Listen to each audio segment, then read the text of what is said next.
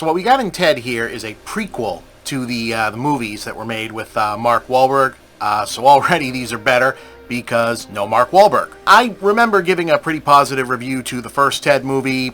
I actually don't recall if I gave a good review to the second Ted movie. If I did, I was probably too nice to it, because it really doesn't hold up. Mostly for the lack of Mila Kunis. She was really the secret weapon in the first movie, bringing a lot of heart to it. You know, I make no secret of the fact that I am sort of an apologist for, not so much Seth MacFarlane. I don't think he needs to be apologized for. He's talented. He's funny. Seems like a guy who's always trying to self-improve. You know, one thing that pop culture comedy definitely seemed to get wrong in the 90s and 2000s, you know, in that like South Park Family Guy feud, was taking the South Park side. Look how that turned out.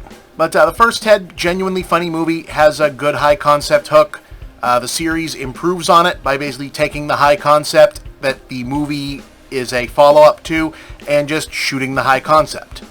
Wait, you're not wearing pants. Where'd you get this? Don't you worry about where I'm keeping stuff. Now, if you missed the movie, the gimmick is taking an 80s and 90s fantasy sitcom premise. A kid wishes on a shooting star for his teddy bear to come to life. The bear comes to life, and it's a wisecracking comedy voice guy. Upgrades it to like a 20 years later story where the kid's childhood friend who's still hanging around and is now a slobby loser like the guy is his actual childhood teddy bear. So like a meta satire comedy on the guy getting his life together, held back by his slovenly best friend, movies that like Seth Rogen or Adam Sandler type comedy actors were often making at the time. The series essentially imagines an in-between point after the little kid portion of the prologue to the movie. The gimmick, of course, in the movies is that this would be very interesting in the world. Hey, a toy came to life. Isn't that amazing?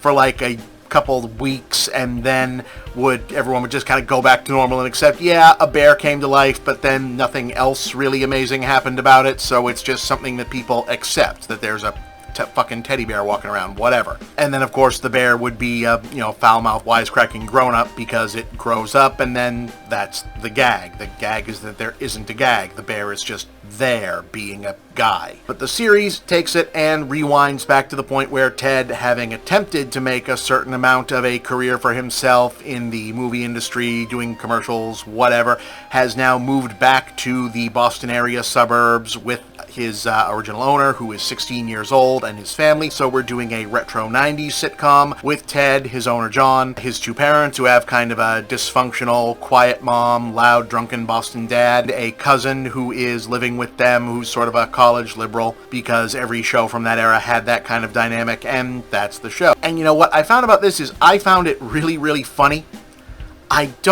I'm really actually shocked that anyone else found this funny, because it is so specific to Boston area, 1990s suburbs, and growing up in that milieu.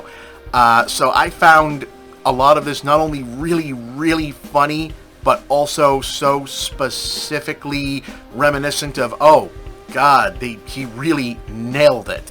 I think this is partly why I relate so much to a lot of Seth MacFarlane's sense of humor and point of reference, is that I feel like we kind of came from the same background. A lot of it hits so specifically close to where I'm from, where a lot of my friends and family are from, that a couple times I just kind of had to pause it and sit with it for a moment, like, that's a little too familiar. It's like getting your nuts smashed together so hard they become just one nut. Holy shit. Just sort of, if you know, you know. It's an unusual format for this kind of show, because they are just doing sitcom episodes, sitcom plots, A story, B story. Ted and John, his owner, want to watch a porno for the first time because it's the 90s. They have to rent one from a video store. There are complications.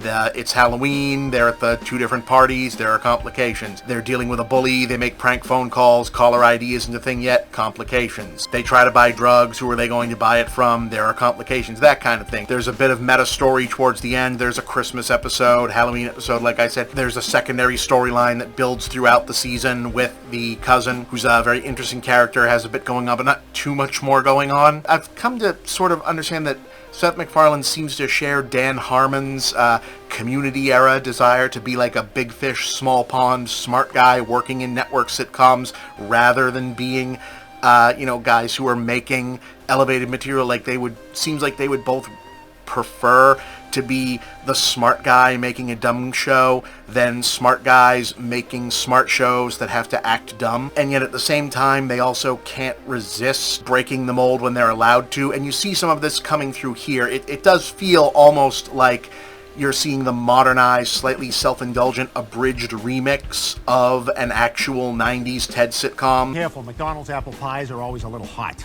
Jesus Christ! God! Fuck do they do that? I don't know! It's probably cooled off by now, though. Oh, God damn it! The difference is that whereas a regular sitcom of this actual era probably would have knocked all of these stories out in about 25 minutes, the episodes are about often 45 to 50 minutes long, basically stretch things out a little bit, which makes it feel a little shaggy at times, like kind of aimless. Where is this going? For a minute I thought, like, wow, are these hour-long episodes? But not exactly quite. I don't know this to be a fact. It feels like maybe they made them this long so that if they wanted to rebroadcast it on a network, they could chop the R-rated gags out and it would still work as like a regular TV 14-rated show. So while that makes it feel unusual in format, and that took a minute for me to get used to, because it has the cinematography, the shooting, the staging, the acting style, the music, pretty much everything but the sometimes laugh track of a 90s single-camera sitcom, it doesn't have the length of it. So what that allows for is, one, instead of doing Family Guy style cutaway gags, there's a lot of tangent jokes where characters will decide something is funny and they need to talk about it back and forth between themselves. Good gag. They get a lot of mileage out of it because it feels like the way characters who have different relationships between each other actually react. This feels like the relationship that characters like John and Ted would have, where they are distracted from whatever is going on in the not terribly high-stakes storyline of the moment, that they really would get pulled aside to suddenly talk about a movie that they'd seen, or some aspect of the logic of other people's conversation that doesn't make sense to them. You really get a sense of, okay, this is how this relationship works, that this is like a single personality split in half. I was so fucking hungry. I was so hungry, too. It's so weird. Yeah, like who invented food? That guy rocks. And also, the dramatic parts of it, the dramatic such as it is, character beats, the actual emotional depth of these people, actually get some time to spread out. Not too much depth. This doesn't have like, it's not suddenly turning into a dark dramatic show, but the fact that these people have interior lives, that they feel like richly developed three-dimensional characters with real backgrounds and real personalities that you can understand and get your hands around, really works out. You know, there are points to this where it doesn't stop being funny, but that it stops being about just poking at them as these caricatures. And despite the fact that there isn't a ton of episode-to-episode continuum with long, drawn-out builds to them, that you really find yourself saying, I hope that good things come for these, you know, somewhat arch sitcom characters, because they've had room to really open up and see them as real feeling people. Again, this could just be me because I feels very familiar to me. You're rooting for them to improve beyond the, you know, as the show says, Boston area white trash that they kind of know and accept that they are, but you sort of want them to get better in the way that they don't necessarily seem to think they deserve to be. Therapy over, we're doing chocolate milk now. Guys. But when it works, it really works, because again, it cares about the character sincerely. You know, there's a moment in the final episode involving the character that Scott Grimes is playing, the father, who's supposed to be a Vietnam veteran, which is played largely for a joke. He pulls out his, you know, I was a Vietnam veteran bit for, oh, feel bad for me points, when not a lot necessarily bad really happened to him there. But there's a line in the final episode where he's trying to reassure the son about something that passes without any kind of commentary, like there's no music sting or other characters reacting to it, that it just sort of like, you know, drops out amid a bunch of other stuff. I won't spoil it. That just sort of like betrays, just in passing, a shockingly unexpected, nothing else about this character has suggested level of self-awareness about this person and what they think about that period of their life and what they think about what they must think about themselves because of it, that is just wild. That really makes you go, wow, okay, that's really interesting writing, considering that this is not a character that gets the most dialogue and whose role in the show is really to be the character who is like meaner, more politically incorrect, you know, like a more conservative, homophobic, almost outright racist character, to put a line that says Ted is crass and crude and un-PC, but at least he's not, that he's better than this guy. I guard the house when you guys are out. You know, this is the problem with trying to review comedy without just blowing the jokes. It's smarter than it needs to be. It's more thoughtful than it needs to be. It's really goddamn funny. I wish that I could just repeat the jokes because they are so good. The bear special effects are great. Alana Ubach, I'm probably butchering her name, who plays the mother, Susan.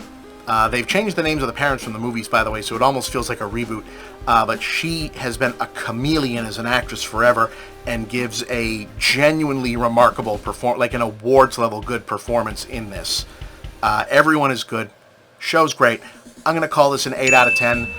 Just give it a watch. It is, what you've heard is true. It is shockingly great, shockingly funny stuff. I'm not going to say who knew McFarlane had it in him, because I've always thought that he was capable of, you know, greater things than people often thought that he was, but this is really something else. Great show. Yeah, Ted. It's fucking terrific, man. Give it a shot.